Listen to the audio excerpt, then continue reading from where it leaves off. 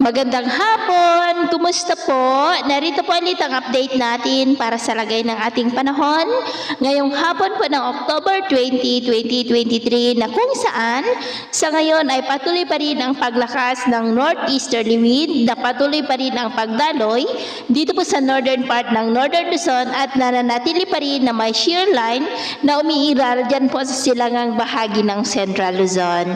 Ang shear line po ay linya ng hangganan ng malamig at mainit po na hangin. At sa atin pong long range forecast ay nananatili pa rin naman na walang bagyo na nakikita mula rito na tatawid dito sa ating bansa posibleng hanggang po sa matapos ang buwan na ito.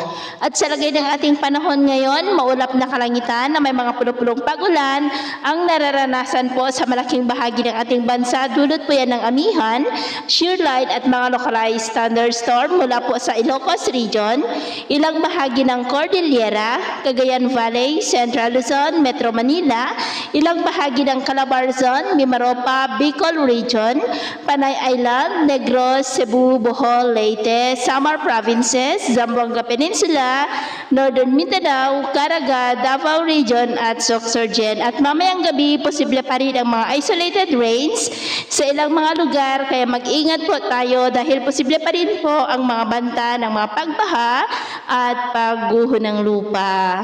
At sa atin naman pong mga baybayin, wala naman po tayong nakataas na anumang gale warning signals, pero iba yung pag-ingat lamang po kung papalaot tayo para mas makaiwas sa mga sakunang pangkaragatan. So, yun po ang latest update natin sa araw na ito. At ako pa muli si James na nagsasabing sa kahinan ng pagsubok po na darating sa ating buhay, huwag na huwag po tayong mawawalan ng pag-asa. Thank you and God bless!